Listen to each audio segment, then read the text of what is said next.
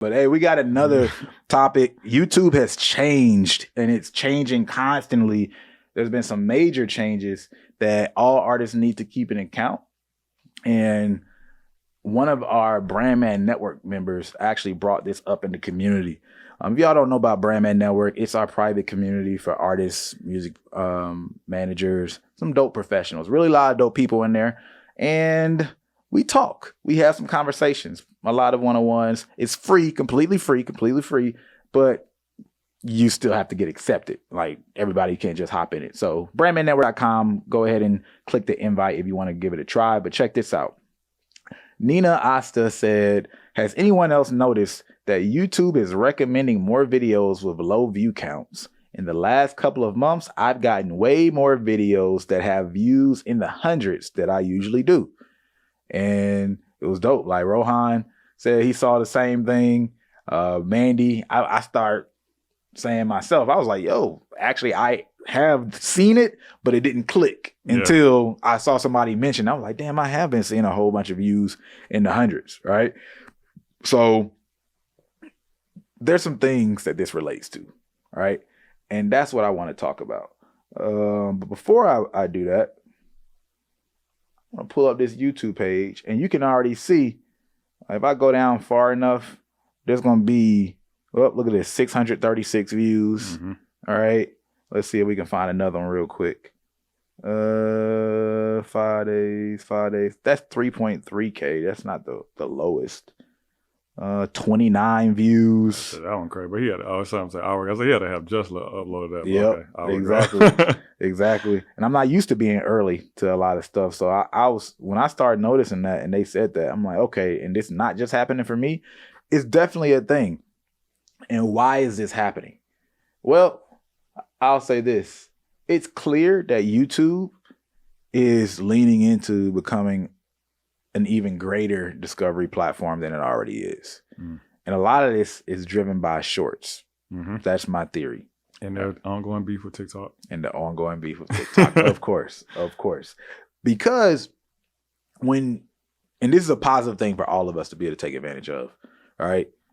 Because, YouTube had got to the point where it was only based off of the behavior of what you previously were looking at, which is great. That's highly interest-based. That's what makes potent TikTok potent. That's what makes YouTube very potent, both versus Instagram, right? It's not just your social sphere, it's the interest-based sphere.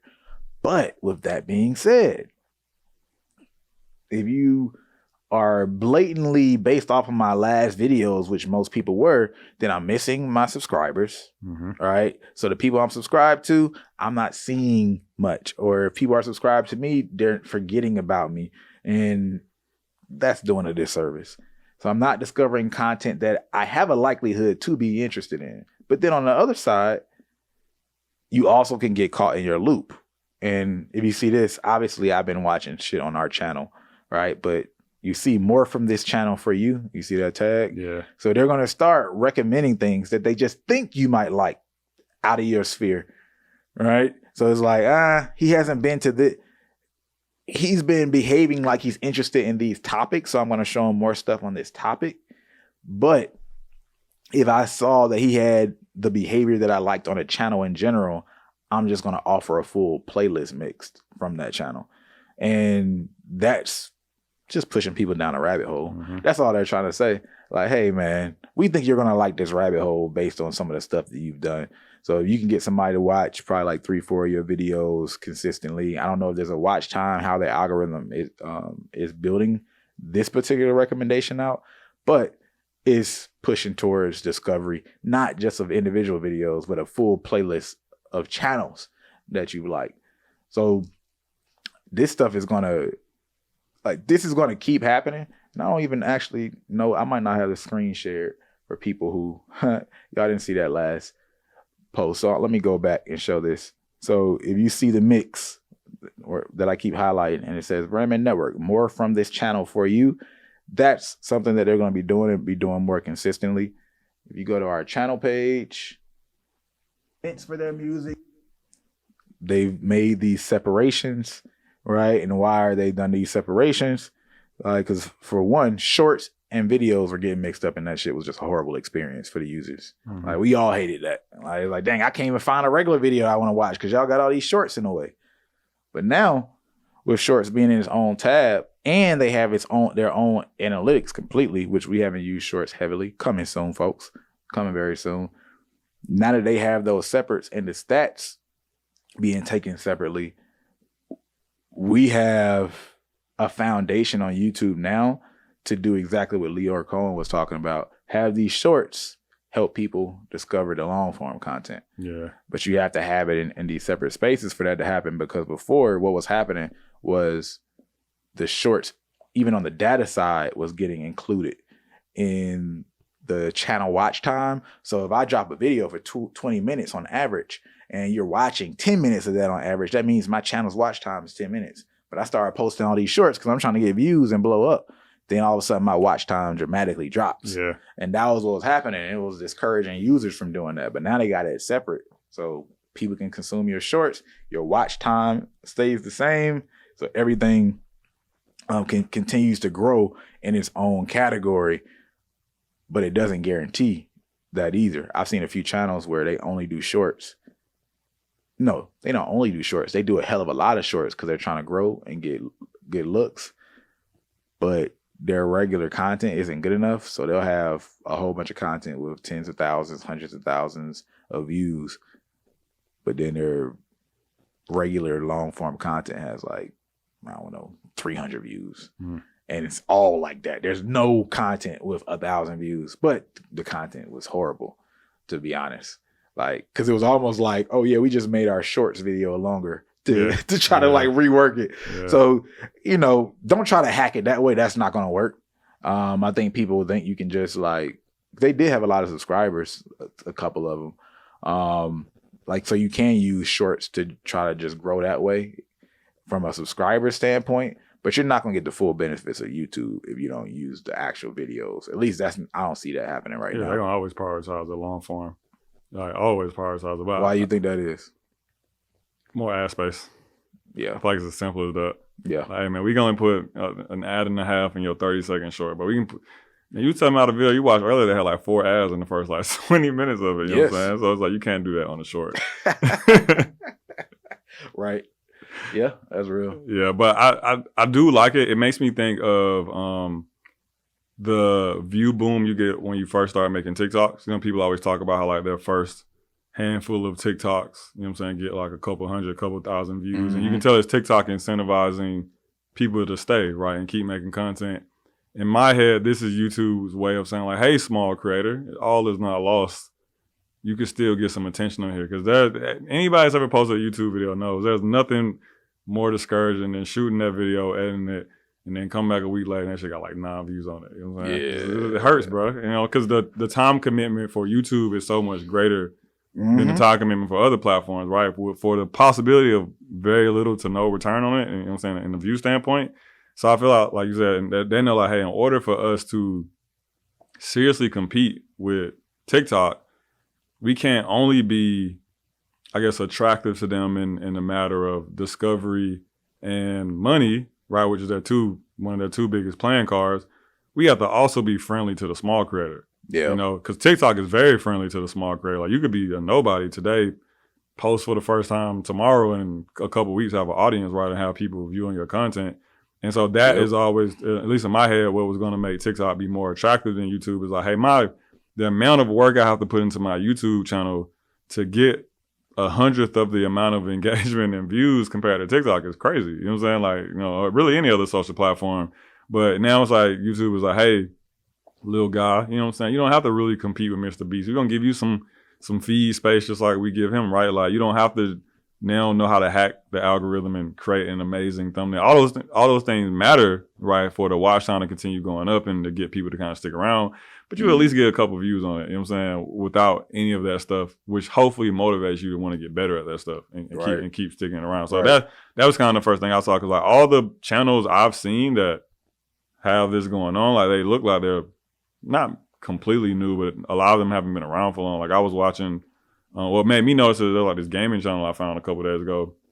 I mean, that guy had like 300 subscribers, you know what I'm saying? Like, I'm like, why is he on my feed? You know what I'm saying? Like, Did you like his content? I did like it. You know, it was cool. See, It was on brand. that's dope. that right there is the encouraging thing for artists, right? Who are trying to build. This is the time to give YouTube another shot, right? Like Ja'Cory said, it sucks to go through all that work, post, and barely get any views, and that's how it was for a good minute. Yeah, bro. Right now, that window's open, but we don't know if it's gonna last forever. So take advantage while that time is here, because, I mean, seeing so many people with a couple of 100 views, I was definitely, I don't know, it did shock me for a second, because I would first I would literally just say, why is it showing up? That's how much YouTube wasn't so much of a discovery platform for people that were new for such a long time, that we didn't even say, oh, I'm early to this, or oh, what is this? We literally said, why is it showing up?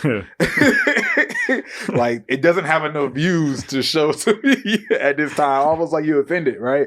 That's a different type of mindset. So they're changing that mindset in the consumer for a while. And if you can tap into that while it is a thing and people are getting used to like just checking things out. Did you subscribe to the dude, or like at least hit the like button? Or I hit the like button. You know, okay. I didn't subscribe. It takes a lot for me to subscribe. I need at least 3 videos. It takes a lot for anybody to subscribe on YouTube. That's a whole nother point, right? But that's love right there. Like, you got somebody, only, you said 300 subscribers? No, yeah, like maybe 300. 300 subscribers, like Ja'Cory, right? Who's out here moving in social, bona fide social media influencer and shit. Got clout and weight out here, finding his stuff randomly with only 300 and then hitting the like button, right? You never know who's watching. Am I his Oprah? You his Oprah? 100%. You gotta give him some money on it, though. You know, give him a show. He'll get another Put him on the channel. We interview him. He's his Oprah. niche is not even close to It's not even close. No. We gonna get into the gaming space at some point, right? Well, I don't know. I don't know. Like, maybe we need to talk about the niche. What kind of content was it? It's gaming content. What kind of games? You know what I mean? Man, Was it one of them games that pop up when you're on a weird site? No, bro. You know what I'm saying? I don't know if I'm ready to expose my gaming taste. You know what I'm saying? I ain't ready to be judged by the audience. I got you. You know, but it was some chill shit. Like some chill, popular shit. It's probably not some shit people would think I'll be playing. Okay. Fair enough. Well, one more thing when it comes to this YouTube. The niches are important today. It's become a lot more like TikTok, right? And we probably should have mentioned this like out the gate when we saw these new views. But in terms of the discoverability, yes, we're talking about more like TikTok, but I'm talking about algorithmically how you're feeding your audience. You want to stay in a niche. You can't go as wide as you used to on YouTube. These variety channels, when you want to talk about anything, oh, I want to play tic-tac-toe and I want to like prank my friend, and then I want to make music, and then I want to do some commentary and reaction videos on the BET Awards or whatever. That doesn't mix on YouTube anymore. In the same way people say when you're on TikTok, you kind of want to stay in a pocket. Yeah. Right? When you start off, especially, you need to stay in a pocket. So, yeah, you might have your music and another thing, but you want to stay pretty linear, because what's happening, and we even watch this with our data on our end for how our videos perform.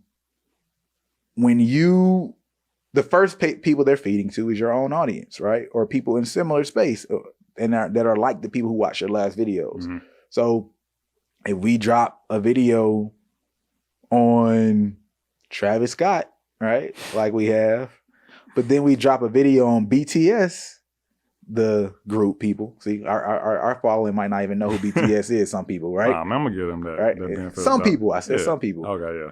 We literally watch them not perform. A lot of the people who watch us are more likely to click on a Travis Scott video. And even though we have plenty of knowledge and plenty of game that can be extracted from the BTS group, people see that, they're not gonna click. Yeah. And that's cool, right? But that's how, even within the same similar niche, you would think music advice or music marketing and all that stuff, you'll still not have the same level of activity. So it's something to be thought about. You have to make sure you keep serving your audience, because if your audience doesn't click, it's not going to show to everybody else. And it's taking longer for videos to move and go viral. We will see it a video perform well within our audience and then slow down, click-through rate drops, and then all of a sudden the click-through rate actually will go up a little bit sometimes and then start catching waves. It's like, oh, did it get pushed in a playlist or did it start getting recommended in a next to a certain video? And YouTube's like, whoa, I love how it's interacting with this video, so we're going to keep showing it next to this video. All these things are happening on the back end in the algorithm. So again, stay in your niche. And then also, if you stay in your niche, even though it moves slowly sometimes, as long as your click-through rate is right, your numbers are looking good in general, it'll probably show it to everybody else. But if your main audience that's already watching doesn't find interest in what you're doing, the chance of it going further than that is almost zero at this point. Yeah, I'm thinking, like, I wonder how that's going to impact artists who like to do more, let's say, like discovery-oriented content outside of their music content, right? Because I think it's like covers or something, or not covers. That's still music, but let's say like vlogging or something, right? Yeah. You know, because like I look at artists and music where like the artist is the niche, right? The bigger they get, the more like they become the niche. You know what I'm saying? And they can get away with it. But I'm thinking about those early artists who are building, who are like, hey, like my music is cool.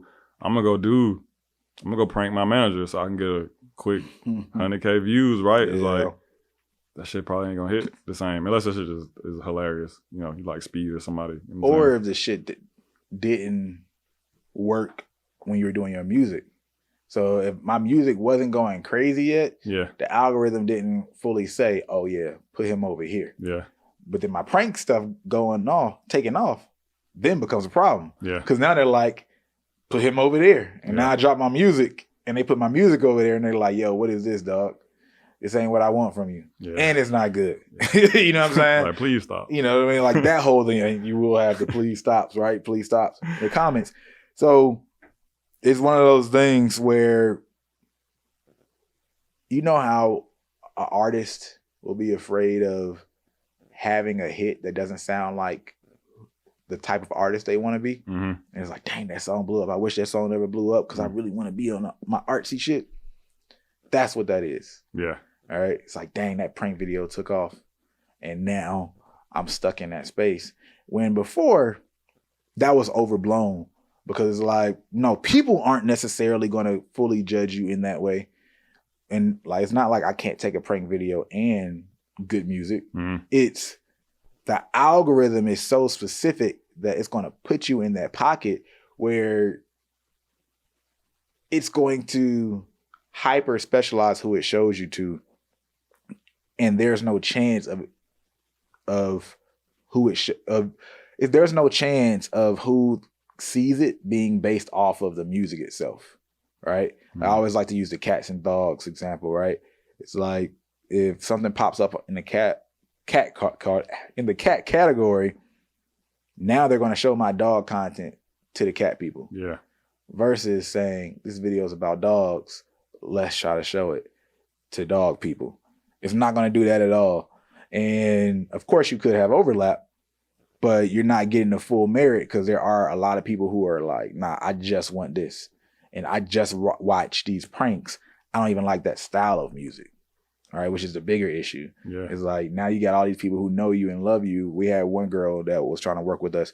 She had a boyfriend that had a sad instance happen to him in his life, a tragic event. She did a fundraiser, and that fundraiser on TikTok, right, brought in people of all shapes and sizes and ages and genders and whatever background, right? That's great. Probably went up a couple 100,000 followers, raised a lot of legitimate money, got hella engagement, but then she drops her music. No, this old white man's not going to listen to your young white girl teenage issue music. Yeah. You get what I'm saying? Yeah. All right, this old black lady probably can't relate to it the same, right? This kid don't even know what the fuck going on. This kid, exactly, just lost in the sauce, out here clicking like just cuz and swiping. So the algorithm sensitivity and these platforms is a pro and con because it's what allows you to go viral so fast, but it also is what comes back to bite you if you go viral so fast in the wrong way. Yeah. You know? Yeah. You said something too that I hadn't thought about it. I should have peeped it a couple of days ago, but I hadn't thought about it. But the variety channels are gonna die off on YouTube. And what makes me think of that is there's a YouTuber that really early on in my marketing career, I used to pay to do like reactions for people on like YouTube, like for clients and stuff. And he emailed me a couple of days ago and was like, he's running a deal, which honestly should have been the first red flag, but whatever. He's running a special, like something crazy, but like $10 a post or something. I'm like, oh, let me go look at it in case we got somebody we want to work with now. And his channel's just like dead. And so I'm looking at it and it's like, the last video is like a music reaction video. The video before is like a vlog. The video before is like a gaming video. The video before that, he's reacting to like movie trailers, right? The video before that, he's reacting to like TV show clips. I'm like, bro, like, 2018, 2019, he was deep in the music space. And my guess is that I do remember there was a point where maybe 2021 where like reaction channels really blew up. Like, well, not even just music reaction, but like just other niche reaction channels that really started taking off. I would say around then. My guess is he saw that, was like, oh, I don't have to just react to this new Kodak Black video. I can react to the new Black Panther trailer coming out and, ride that in the algorithm. And, now he's probably stuck in a loop where it's like, oh, this is all I know how to do because it worked for me. But like you said, now YouTube is like, nah, you got to go back to being niche. You know what I'm saying? At least until because it's like I said earlier, like with artists, the bigger you become, like you become the niche. You know what I'm saying? So, and I think YouTube is, really all social platforms are interesting way, like they pick up on that. Like you have enough social influence to where it kind of don't matter what the fuck you post. You know what I'm saying? It's gonna do well. Right, but that comes with the grinding in whatever your previous niche was or whatever your initial niche is, right? And so I'm just thinking like, yeah, you're right, bro. Like I'm thinking about like all the variety YouTubers I used to pay attention to, other than maybe Mr. Beast, you know what I'm saying? But going back, he has the notoriety so he can do whatever the fuck he wants to do. You know what I'm saying? It's like all of the variety YouTubers I used to pay attention to, I don't even really see them getting recommended to me anymore. You know what I'm saying? Pushing me. Like I have to like actively think about them, which I'm not actively thinking about a lot of them, you know what I'm saying, and go look for them, which I'm also not looking for a lot of them, you know what I'm saying? And yeah, but it like literally clicked as soon as you said it. It's like, damn, bro, the variety YouTuber, bro, I'm just going to do whatever because like, that's what I kind of feel like YouTuber, bro. Like, yeah, they got a long road ahead of them. Yeah.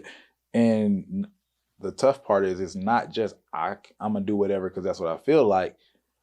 At a time, people were just doing whatever because they thought it would give them a higher chance of going viral. Right? People were doing that at TikTok at one time. Whatever trend is happening, just do it. That was the advice. Right? So you can get views, not knowing that they were going down a dead end. Right? Because now you're trapping yourself if you take off in this space algorithmically. All right. And now you can't do whatever you really want to do. Oh, what'd you say Sharante did? What kind of channel was it? Oh, bro, he what did he do? He stuck his finger in wax and it's just like hardened on his finger and that shit got like 1 million views on TikTok. Crazy, bro. Most random video ever. But he was attracting like, I don't know, I guess wax enthusiasts. I don't know what kind of weird shit people was into. Bro, it's a fetish, bro. Something, bro, because that shit was like, we were shocked. I was like, oh, this shit hit 2,000 views. That's cool. A day later, damn, that shit had 100K. Like a week later, like, damn, that shit 1 million views, bro. Like, what the fuck? Like, why are all these people coming here? And I think he still has the followers. I think they got his account to maybe like 10,000, maybe 12,000 or something. But he switched it to like a business account. And like, the engagement isn't the same way. Because everybody's like, nah, I want those. I want those finger in the wax videos, bro. Like, I don't care about nothing else, bro. Stick your finger back in that wax.